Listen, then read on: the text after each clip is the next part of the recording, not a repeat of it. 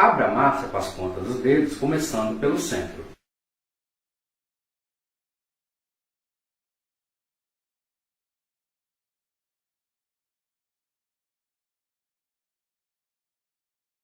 Coloque agora 50 gramas de manteiga sem sal em ponta de pomada no centro. Em seguida, envelope a massa e comece a sovar a massa até que a manteiga seja totalmente absorvida pela massa.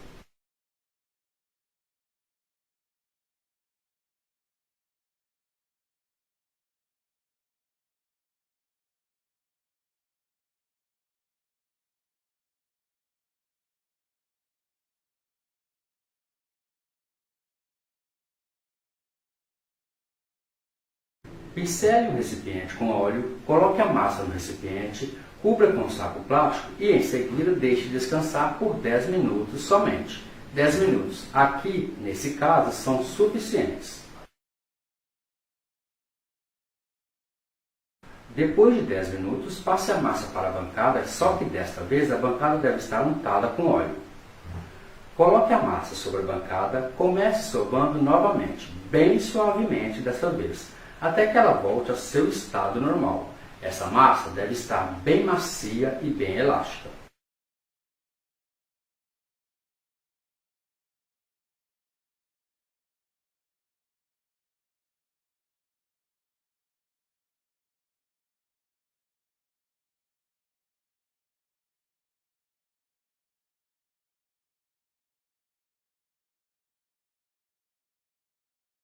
Com um cortador de massas, divida essa massa em 2 pedaços iguais. Em seguida, faça 2 bolas de mesmo tamanho com esses pedaços de massa. Com a ajuda de um rolo de macarrão, abra cada bola de massa individualmente em um retângulo de 45 cm de comprimento por 30 cm de largura.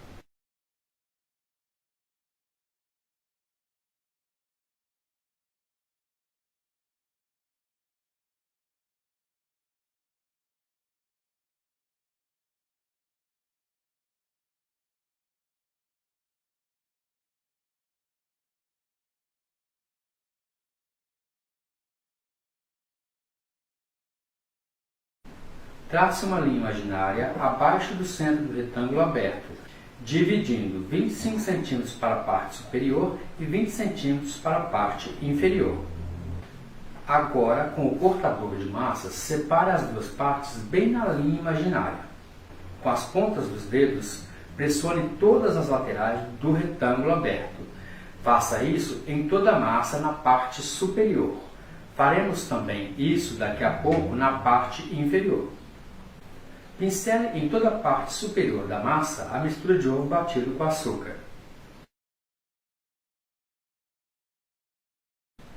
Em seguida, misture em um recipiente 100 gramas de açúcar cristal com uma colher de sopa de canela em pó.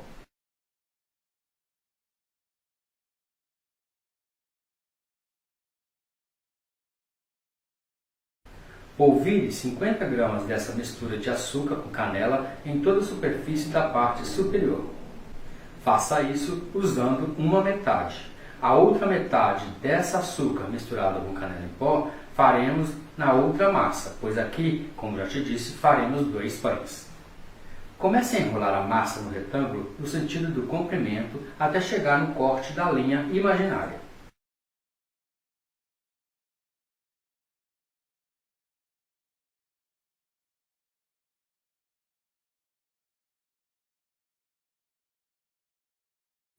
Pressione com as pontas dos dedos as laterais deste cilindro de massa para vedar e fechar bem o açúcar misturado com a canela dentro do cilindro.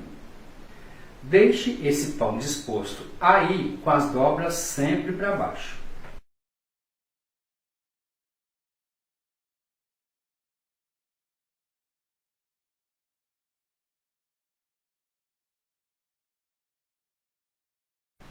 Pegue agora o cilindro de massa já enrolado e meça uma linha imaginária bem no centro da massa inferior. Coloque o cilindro de massa bem no centro dessa massa. Faça tudo isso com o cilindro de massa disposto em cima da massa inferior. Retire o cilindro de massa de cima da parte inferior e veja essa marcação da linha imaginária, digo, das duas linhas que devem estar bem alinhadas no centro.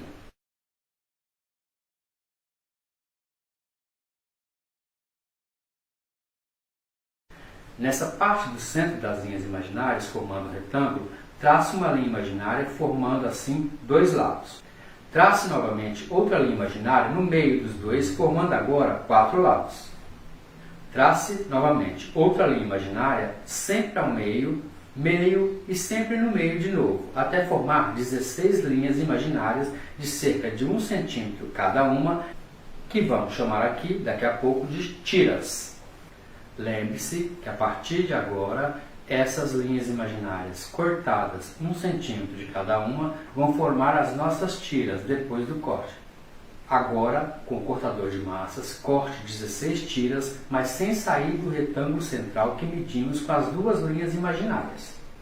Para fazer a decoração é fácil. Sempre deixe a primeira tira sem mexer, ok? Tanto do lado esquerdo quanto do lado direito. Pegue agora a primeira tira segura pela mão. Passe a segunda tira dentro da argola formada pela primeira tira. Agora passe a terceira tira dentro da argola formada pela segunda tira. Passe a quarta tira dentro da argola formada pela terceira tira. Faça isso sucessivamente até terminar todo o trançado. Sempre deixe a última tira nas extremidades sem mexer, ok? Quando chegar no final, pressione a última tira dentro da argola, bem no finalzinho de massa.